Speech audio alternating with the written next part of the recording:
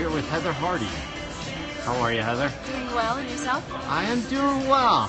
So we're here with the Scaramucci Post, and Scaramucci Post's first advertiser is Knockout Times and Jamie. So, can you tell us who you are? My name is Heather Hardy, Heather the Heat Hardy.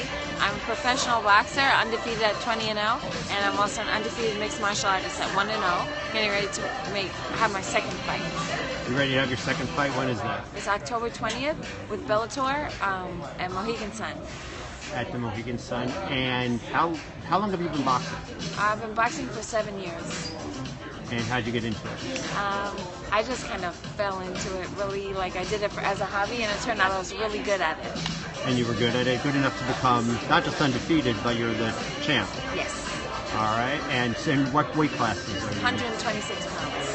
I fight for both divisions. You fight for the 26 and gotcha. And why does women's sports matter?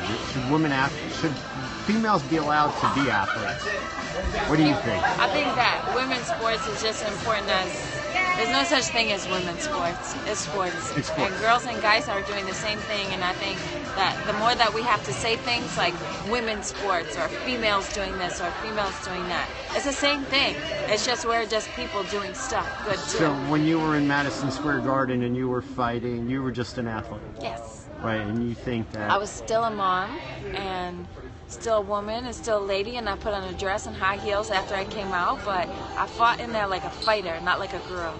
You were fighting, and when you were fighting, take us through that fight. Actually, it was an exciting fight. They should all watch it on tape. It's really exciting. Well, because I had so many pro boxing fights, I was in like a boxing groove in the beginning and had to snap out of it.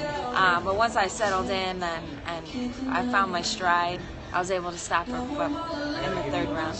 And you were right in predicting the outcome of the Mayweather McGregor fight. What was your insight there? Why did you think Mayweather was going to win? Boxing is more technical than a fight. It's not a fight. It's like a chess match or a dance. And kind of was really aggressive and tough and great, but Mayweather was just more accustomed to playing the game. Got it. And so he knew how to sort of get the points, do the things. And you have a fight coming up soon, right? Take us what's going on with your fight. What kind of fight is it? It's an MMA fight. I'll be in the cage. That means I'm training 3 times a day. I'm doing boxing training, kickboxing training, Muay Thai training, jiu-jitsu, wrestling, and then sparring days where I do all the things, and the MMA day where I put them all together. So it's really, really busy. Strength and conditioning, running. It's a really intense camp. It's a crazy work. Yes. And when you do it, you're doing it all day long? How long are you doing it? Well, I'm still working full time, so around my clients and around my daughter. I have a 13-year-old, so bringing her back and forth to school and doing homework, I'm finding time around those So you have to do that, you have to work the business side of this, and then get into all of that. When you sort of...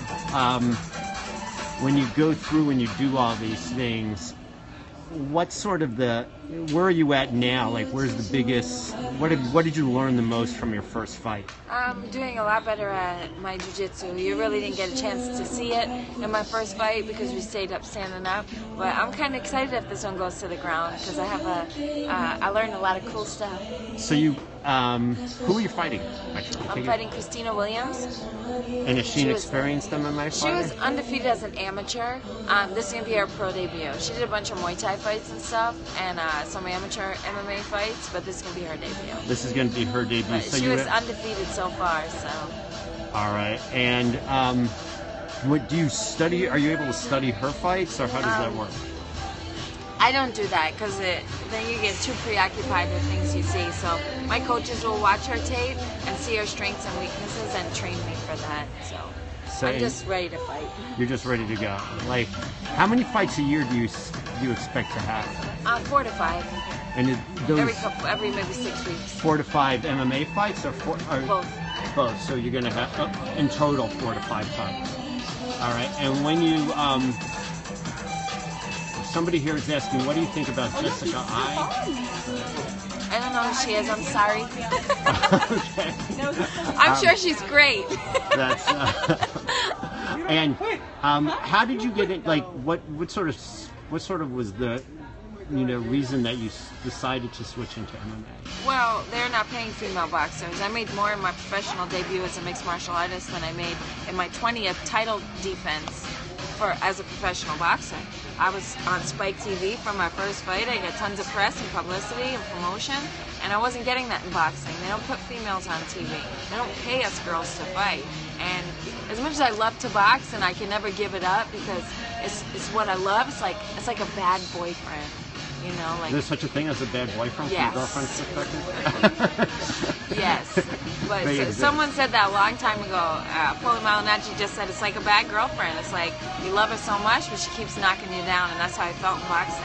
Now, during your last fight in the press conference, you came out with a memorable line. You became almost the poet laureate of boxing, or of MMA. You said you realized you had to go balls to the wall. That was after you got headbutted. Yeah. And if anybody wants to go see something, we'll post it. We'll post what was going on.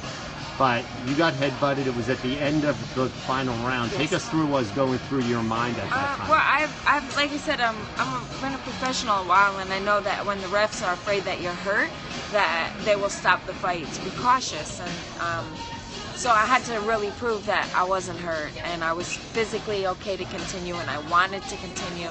So I knew I really had to give everything I had to prove to the refs and the judges that I was still in the fight, that they didn't have to stop it. They didn't have to stop it, and then so you came out and you said you're going to go balls to the wall. What does balls to the wall mean to you, and why was that going through your mind? And it's like my mama has a dirty mouth, so like when she would use that expression, balls to the wall means give everything you got, like just like 100%, like to the max. Jamie, there's our sponsor. Jamie, there's go to balls to the wall. Balls to the wall.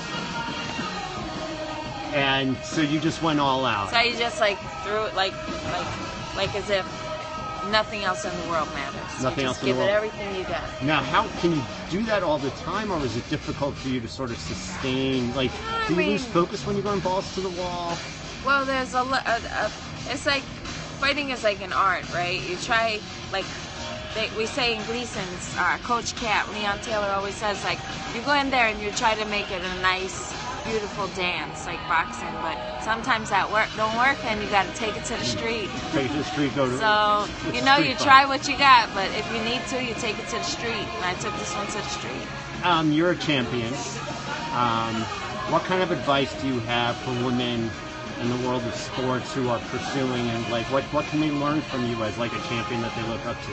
Well, I think women in any profession, right? Like any profession that's male dominated. Like we talk about women in sports, and typically most sports are male dominated, right?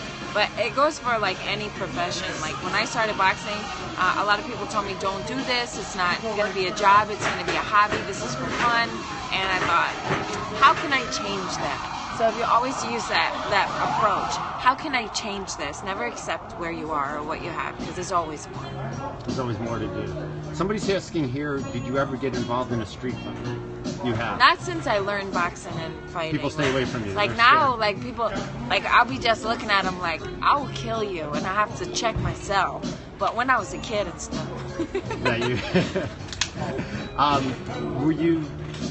What do you think of bullying? Like, how does that all play into?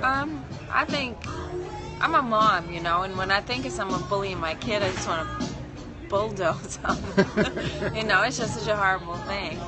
I think that the fighting sports and the art of fighting really teaches kids not to be bullies. Like of all the kids that I have in the gym, they're some of the most mild-mannered kids on the outside, because they have the confidence in themselves to know that I can take care of myself if I need to, and they don't feel that overwhelming sense of having to prove who they are, right? Like bullies are really insecure inside, and they project that to other people. And when you're confident in your abilities, you don't feel like you have to bully anybody. Excellent. Thank you very much for your time. Thanks for having me. We're going to be getting back with you again, and good luck on your fight. Thank you.